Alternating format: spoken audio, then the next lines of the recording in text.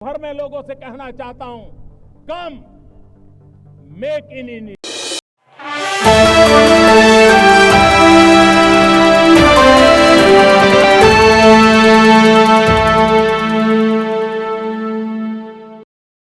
Bharatiya Janata party के नेताओं के बाद अब जनता दल यूनाइटेड के नेता और बिहार सरकार में मंत्री अशोक चौधरी पर प्रशांत किशोर ने बड़ा आरोप लगा दिया है।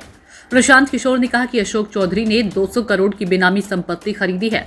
इधर मंत्री अशोक चौधरी ने पलटवार करते हुए कहा कि प्रशांत किशोर अनाप शनाप बोल रही हैं।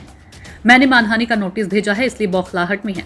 अब दोनों नेताओं की इन बयानबाजी से बिहार की सियासत गर्मा गई। आइए जानते हैं किसने क्या क्या बातें कही। प्रशांत किशोर ने शुक्रवार शाम को प्रेस वार्ता के दौरान अशोक चौधरी पर कई आरोप लगाए। कहा कि अशोक चौधरी मुख्यमंत्री के दाहिने हाथ हैं और इन्होंने बिहार में भ्रष्टाचार का रिकॉर्ड बना दिए हैं।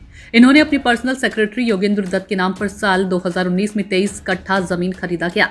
योगेंद्र दत्त ने 2 साल बाद उस जमीन को अशोक चौधरी की बेटी शांभवी चौधरी के नाम 34 लाख रुपए में ट्रांसफर भी कर दिया, लेकिन उनको अकाउंट से सिर्फ 10 लाख रुपए दिए गए। बाद में इनकम टैक्स के नोटिस पर इन्होंने 27 अप्रैल 2025 को इनकम टैक्स नोटिस से बचने के लिए योगेंद्र दत्त को 25 लाख रुपए फिर ट्रांसफर किए।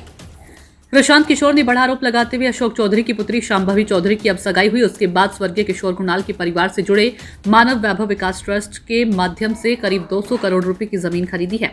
हमारे पास इस ट्रस्ट के खिलाफ सबूत नहीं है, लेकिन शांभवी चौधरी के सायन कुणाल से सगाई के बाद से ही इस ट्रस्ट के माध्यम से जमीनों की खरीद की गई।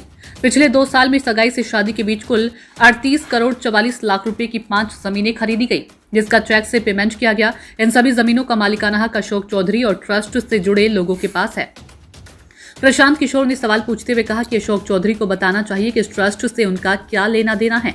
अगर कोई लेना देना नहीं है तो ट्रस्ट से जुड़ी अनीता, जो किशोर कुणाल की पत्नी है, उनके अकाउंट से अशोक चौधरी की पत्नी के अकाउंट में रुपये क्यों ट्रांसफर हुए। ये सब रिकॉर्ड हमारे पास है। साथ ही इस ट्रस्ट से जुड़े लोगों, जिनमें अनीता, पूर्व ब्यूरोक्रेट जियालाल आर्या और मुख्य सचिव प्रत्यय अमृत की माताजी जैसे लोग भी हैं, उनको बताना चाहिए कि ट्रस्ट के माध्यम से अचानक हाल के दिनों में इतनी जमीन की खरीद क्यों की गई है। इधर मंत्री अशोक चौधरी ने प्रशांत किशोर के आरोपों को सिरे से खारिज कर दिया। उन्होंने कहा कि प्रशांत किशोर बौखलाहट में है, वह सिर्फ झूठे आरोप लगा रही हैं। इनका साक्ष्य वह दे ही नहीं सकते। मैंने कुछ गलत नहीं किया, मेरा सब कुछ जनता जानती है, मैं सब कुछ पब्लिक डोमेन में है।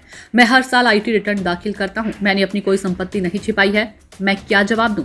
यह तो अजीब बात है कि किसी के खिलाफ जो मन में आए वह बोल दीजिए। अशोक चौधरी ने कहा कि मैंने हाल ही में प्रशांत किशोर पर मानहानि का नोटिस भेजा था। इसके बाद से वह बौखलाए हुए हैं। इसी बौखलाहट में वह अनाप शनाप भी बोल रही हैं।